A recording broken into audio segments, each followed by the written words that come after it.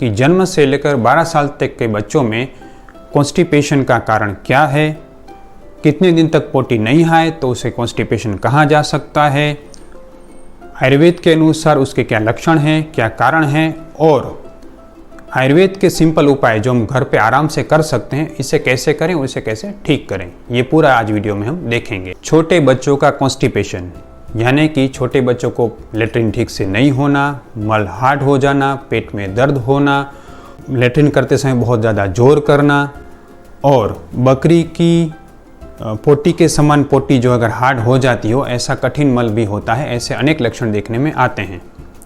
नमस्ते, मैं हूं doctor Vishal Pandya, MD Ayurveda physician, Panchakarma specialist और आपका हेल्थ कोच। मैं हर घर हर दिन आयुर्वेद को पहुंचाना चाहता हूं, शुद्ध आयुर्वेद को आपको सिखाना चाहता हूं।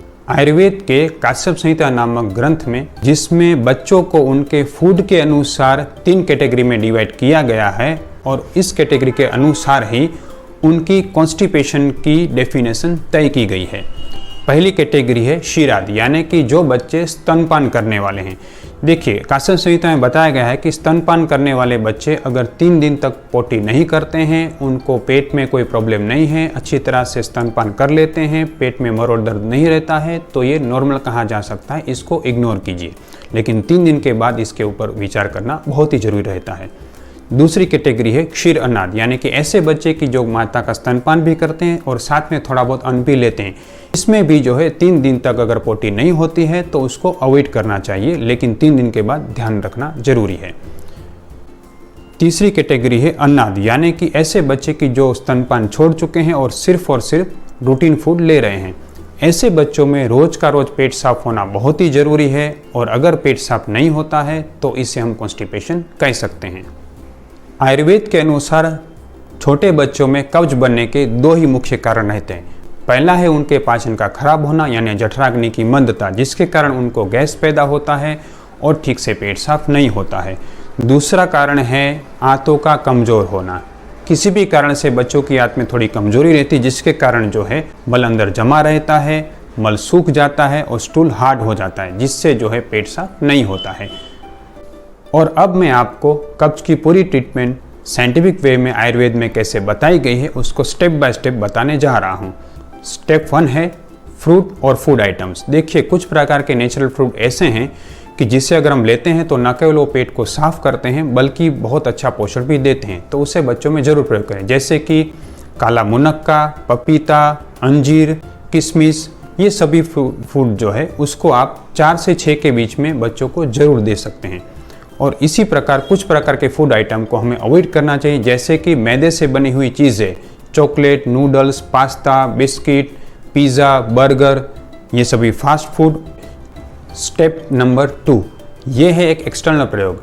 देखिए, आयुर्वेद में पाचन को सुधारने के लिए, बच्चों की आंतों को स्ट्रॉन्ग बनाने के लिए और साथ में आंत में जमी हुई पुरानी मल और वायु को निकालने के लिए मसाज बोला गया है। अगर आप बच्चों के पेट के ऊपर क्लॉकवाइज मैनर में, यानी नाभि से लेके नाभि के आसपास क्लॉकवाइज मैनर में अगर मसाज करते हैं तो ये बहुत ही फायदा देता है। कैसे करना है, देखिए, तिल का तेल लीजिए या तो कैस्टर ऑयल लीजिए, उसे थोड़ा गर्म कीजिए और उसको क्लॉकवाइज मसाज कीजिए 10 मिनट के लिए, और उसके बाद जो है हल्का सा शेक कीजिए।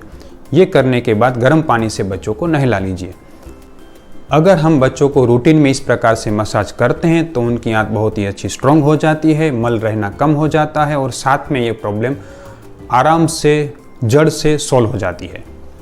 स्टेप नंबर 3, इसमें मैं आपको आयुर्वेद की सबसे उपयोगी 2 हर्ब्स बताऊंगा कि जो बच्चे में बिना किसी साइड इफेक्ट के उपयोग कर सकते हैं, और सबसे खास बात यह है कि इसकी आदत नहीं पड़ती। जी हाँ, बच्चों को ये देने से कभी इसकी आदत नहीं पड़ेगी। ये 2 हर्ब्स हैं हरितकी यानी कि बड़ी हरड़ और आरगवद यानी कि अमलतास की फली।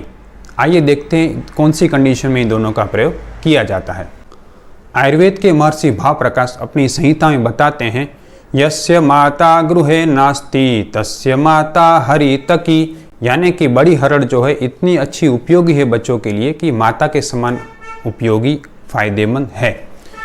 हरड़ का उपयोग ऐसे बच्चों में करना चाहिए कि जैसे जिस बच्चों में गैस बन रही है, पाचन खराब है, ठीक से भूख नहीं लगती है और पेट साफ नहीं होता है। हरड़ को प्रॉपर वे में छोटे बच्चों में प्रयोग करने के लिए सबसे पहले क्या करना है, इसकी एक पूरी साइंटिफिक मेथड दी गई है।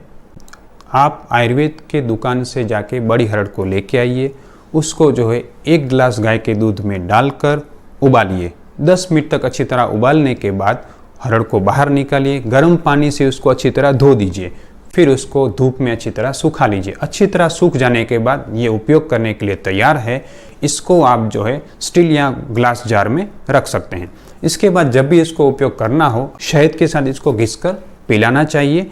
ये बहुत ही बेस्ट इफेक्ट देती है। अब हम देखते हैं अमलतास की फली का प्रयोग कब करना चाहिए। देखिए, अगर बच्चे का मल बहुत ही हार्ड हो जा रहा हो, उसको बहुत जोर लगाना पड़ता हो, लेकिन उसका पाचन ठीक हो, पेट में दर्द नहीं हो, पेट बहुत हार्ड नहीं हो, उस समय अमलतास की फली चरक संहिता में बताई गई है। बच्चों के लिए कैसे उपयोग करना, देखिए, बच्चों की जो मुट्ठी होती है, 1 मुट्ठी जितना अमलतास का फली लीजिए आप, उसको 1 गिलास पानी में डालिए, अच्छी तरह उबालिए और छान कर उसको पिलाइए। उसकी क्वांटिटी आप अपने हिसाब से कम ज़्यादा पानी की क्वांटिटी कर सकते हैं। अगर छोटा बच्चा है तो आधा गिलास या 1 कप भी ले सकते हैं। तो इसको जो है रूटीन में रोज़ रात को सोते समय देना चाहिए और इससे धीरे धीरे आंत सॉफ्ट हो जाएगी, पेट साफ होना शुरू हो जाएगा। देखिए, बच्चों में 90% ऑफ द केसेस में हम ये प्रयोग करते हैं और इसमें अच्छी तरह से जड़ से कॉन्स्टिपेशन सॉल्यूशन हो जाता है। लेकिन कुछ प्रकार के केसेस ऐसे होते हैं कि जिसमें ये प्रयोग जो है उसके साथ कुछ एडवांस मेडिसिन की भी ज़रूरत पड़ती है, उनकी प्रकृति देखनी पड़ती है, उसका कारण जानना पड़ता है। तो ऐसे बच्चों के लिए हम कुछ एडवांस ट्रीटमेंट भी देते हैं, जिसमें मात्रा बस्ती है, कुमारियासो नंबर 3 है, इंद्रजौ, कंपिलक, गरमाला आदि अलग प्रकार की औषधियाँ भी हम यूज़ करते हैं। तो इस प्रकार के भेदन औषधियाँ का प्रयोग डॉक्टर की सलाह के अनुसार करना चाहिए। या फिर कुछ ऐसे केसेस के लिए जिसमें कोई एडवांस ट्रीटमेंट की ज़रूरत पड़ती हो तो हमें ऑनलाइन कंसल्टेशन जरूर कीजिए। अगर आप भी अपने बच्चों के कॉन्स्टिपेशन के बारे में कोई भी सवाल हो तो हमें कमेंट बॉक्स में लिख के ज़रूर भेजिए।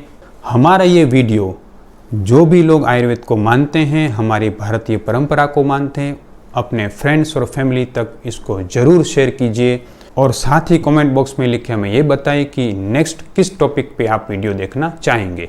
नमस्ते।